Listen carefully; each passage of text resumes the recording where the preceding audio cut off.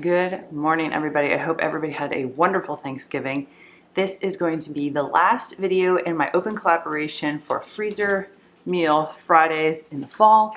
The month of November, I did every Friday a bunch of different freezer meals, and I kind of clustered them into, the first one was desserts, and then we did breakfast, and then we did lunch, and now we are doing dinner.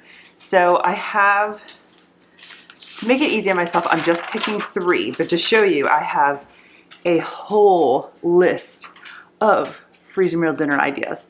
I am pregnant. I am currently 24 weeks pregnant. So I have a little ways to go. It's November. I'm due at the very end of November, very end of February. Technically my due date is March 2nd, but I know I won't get there. And I want to have a lot of these freezer meals for when baby comes. So it's a little early to do that. Plus my freezer at the time when I was doing this had a turkey in it and a bunch of chickens. So we need to eat our way through the freezer a little bit.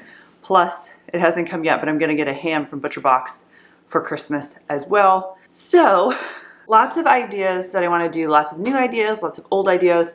So what we are going to do, I'm gonna chunk this up because I'm pregnant. I can't do this in one day. I used to do all of this in just one day and cook for like 4 or 5 hours. I just don't have the luxury of doing that anymore. So I'm gonna do a little bit each day. And what I'm probably gonna end up doing is doing a freezer meal. We're gonna have one for dinner, and then whatever's left over, if there's 2 or 3, we're gonna put those in the freezer for later in most cases. So one thing that I'm gonna start out, which is one of my go-tos, is just, I call it a baked ziti, but there's no ricotta in it. Or like, what did my sister used to call it when she was little? She used to call it pizza pasta. It's literally just pasta, red sauce, and mozzarella cheese. Super easy, and it's a great thing to pull out and throw in the oven when you don't have time. I also have a bag of frozen meatballs that was on sale a few weeks ago. It's taking up room in my freezer, so I'm gonna put the meatballs in that as well. We're gonna do the whole thing in the Instapot. It's gonna be super duper easy. So that's gonna be one meal. The second meal we're gonna do is a shepherd's pie. I have a new recipe that I wanna try that uses lentils. I've talked about using lentils in beef things before. It kind of just like adds more volume without meat, so you can stretch your meat a little bit, especially with the prices of everything. Mushrooms work really well for that too. I have mushrooms. Maybe we'll add mushrooms to the shepherd's pie as well. I am just waiting on carrots. I'm completely out of carrots. It's Monday. Misfit Produce comes on Tuesdays at my house, and I ordered a bunch of carrots. So we're gonna do that tomorrow. And then that was 1, 2. The third one I wanted to do was a fish. So I uncovered a lot of salmon in my freezer, so we've been trying to go through salmon. My freezers have just been like a disorganized mess lately. So we are going to do a maple salmon from She's in Her Apron that goes in the crock pot of all things. So we're gonna do those 3. That's what I'm gonna shoot for. Like I said, I have tons of more recipes that we are going to be doing, you know, maybe after December's over, I'll just do freezer meals every Friday or something like that. I'll figure it out. So anyway, enough talking. Let me get to it. Let's get started. Okay, so I think I have everything to make this next one. This is going to be our baked ziti and meatballs in the Instant Pot. So I am going to put in the ingredients. I'm gonna use a whole box of pasta. And what I do when I want to eat something immediately, whatever the temp is, I just half it and round down. So if it's like 9 minutes, I usually do 4 and check it. It's usually fine. So this is 11 minutes. So normally I do 5, but I'm actually gonna do 3 because the intent is to bake this after it's frozen. So I don't want it to be too mushy. So we're gonna cook this for 3 minutes, that's it. So I'm gonna put the pasta. I have some homemade pasta sauce. I don't think this is gonna be enough to cover a pound. So I'm gonna do pasta sauce, which is a quart. I have a 24-ounce jar of pasta here. And then I'll probably add a jar of water and we'll see where we're at. And then I'm going to put my meatballs on top. These are, it'd be great if these were Italian, but they're not. These are home style, beef and pork. So again, I'm not trying to really cook these either because everything's gonna go back in the oven after it's frozen. So let's get this going for 3 minutes.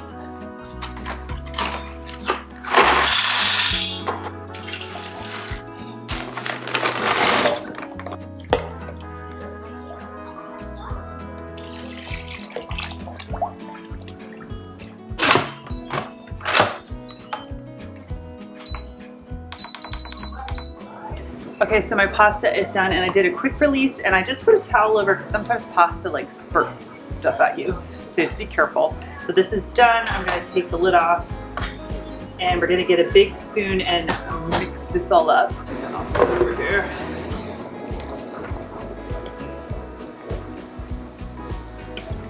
Okay, so that looks perfect. So now it's just a matter of assembly. I have 2 aluminum pans. I have a feeling it's gonna be more than the aluminum pan. So I took out a Pyrex and I'm gonna do this one last and then we'll just have this at some point during the week. So I'm going to spray my pans with some cooking spray. I'm gonna put a layer of the pasta meatballs down. Then I'm gonna put a generous layer of mozzarella cheese. Then I'm gonna put some more on top. And then I like to top mine instead of with mozzarella cheese with some parmesan, or I'm using pecorino romano. That's my order of operations. And then we're going to let them cool completely and wrap them up.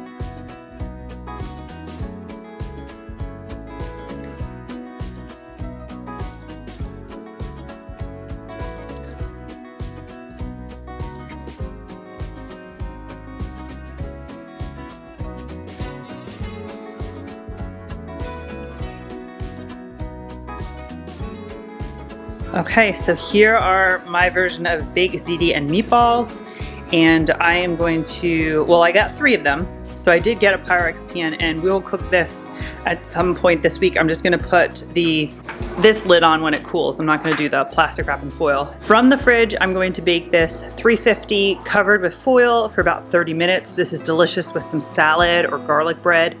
These 2 guys, once they completely cool, I'm gonna cover them with saran wrap and a layer of foil.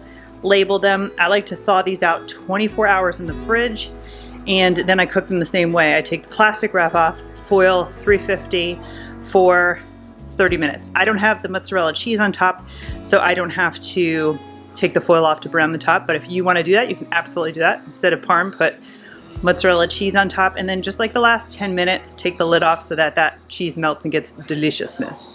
So one more, off to the freezer they go. Okay, so we are getting ready to do the lentil supreme shepherd's pie. This is a recipe from the, what is this book called? Seriously Good Freezer Meals. I'm adapting this a lot. So I will include the recipe. I like this because it gives you kind of like how to freeze it, how to heat it kind of instructions. The mashed potatoes I'm making in another video. It's actually my Thanksgiving freezer prep. I make them in Instapot. I'll link that video below if you want to see how I do that. And then I'm going to do 1 pound of meat. I'm going to do the lentils. I'm also going to throw in some mushrooms just because I have them and just kind of spread it out. And I'm going to use fresh carrots and I'm going to use frozen peas. That was the other thing that I'm going to use. So I think everything else is pretty much the same. We're going to have some of that for dinner tonight. So I'm going to cook some tonight. The other I'm going to, I think it's going to make 2 pans. The other I'm going to wrap up, put it in the freezer, label it, and then we will have that at another time. And how I cook it is I just take it the night before, put it in the freezer, The night before I take it out, I put it in the refrigerator. And then she says, preheat your oven to 425, remove plastic and foil, cover with new foil, bake in the oven for 30 minutes, remove the foil, and bake for another 10 minutes until golden on top. It doesn't say here, sometimes I do put cheese on our shepherd's pie. It's just good. Her recipe doesn't, so I don't think I'll do that today. But we are going to cook it now, so it's gonna be 425 for 15 to 20 minutes, uncovered, until the top is golden and bubbly. And then I'm going to serve this with, I think, some side salad. And I'm doing a Misfit market haul in a little bit, probably Monday maybe. And I got this delicious sourdough. I already had a piece that's so good. So I'm just gonna heat some of this up and we'll have this as a side as well. All right, let's get dinner going.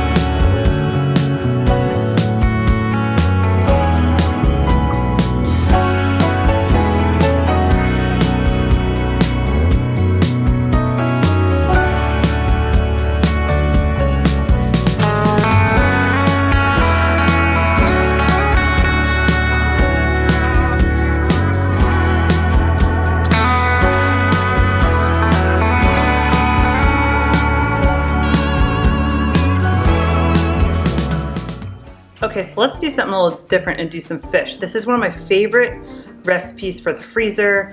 Again, it's one of those where it's kind of like a chicken marinade. Yes, you can do this right as you're doing it. It's so much easier just to grab this. I don't even thought it is a slow cooker, like maple salmon recipe. So I'm making up 2 bags. I have 1 bag in here with double the amount of salmon. My parents are here. They're coming here today. So we're gonna have this for dinner. I'm just gonna keep it in the freezer the whole time. And I did find a recipe. I don't usually follow a recipe with this because I make it so often I have it in my head. And her directions say the thawed salmon on high for an hour. I really think that depends on how big your fillets are. Like, I don't know if you can get a gist of how thin mine are. I do mine an hour in the slow cooker on high, frozen. It works out perfect every time. So I have, and these are butcher box fillets too, so they're probably smaller. This one has 3 and this one has 4 or 5. I kind of just eyeball everything. All the directions will be below. And then she talks about lime juice. I add it if I have it. I don't, but what I do have are frozen lime wedges that I put in my water. So I'm just gonna chuck a couple of those in here. And it says 1/8 cup of lime juice, which is 2 tablespoons. So I'm just gonna eyeball a few frozen lime wedges. That's what these are. So for sweetener, I am going to be using maple syrup, but you can absolutely use brown sugar. Paul is coming. Hopefully he doesn't get too involved. And this is about 1/2 cup. I just kind of eyeball this. And then we're going to add some soy sauce. And it is 1/4 cup. And I'm going to use coconut aminos, of course.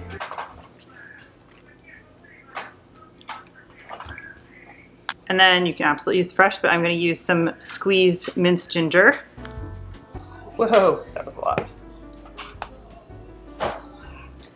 And then I'm going to use up the rest of this garlic that I have right here. More donuts. More donuts, can you say please? It's like the simplest recipe and it's taking me so long with the toddler. He was hitting my tripod, and then he wanted a donut hole, then he didn't, then he did. Just craziness over here. Okay, so let me get rid of these. And the usual, just trying to get out as much air as possible. I would write on here, salmon. Does she say how long this stays frozen? She doesn't. I probably wouldn't leave this frozen more than like a month or 2. It has a sweetener in it. But the one we're gonna have tonight, and then the other one will be for Matt and I, and I'm gonna get through all of these freezer meals that I've been making before baby comes so that I can make more. So I'm not really worried about dating mine. So those are some of the dinner fall freezer meal recipes that I'm sharing in this open collab. This was so much fun. For everybody who participated in the collab, thank you so much. I love looking at all your videos and watching all your recipes. I had so many great ideas. I'm already, brain is going which ones I'm gonna try. As you saw earlier, I have a huge list of dinner freezer meals that I wanna do. I'm just waiting until I get a little closer to my due date, and then I'm gonna make a whole bunch more. So more freezer meal videos to come. If you did a video for this series you want me to add to the playlist, just leave me a comment below. And thank you so much for watching. Give this video a thumbs up if you like it, subscribe if you haven't, and I'll see you next time. Bye.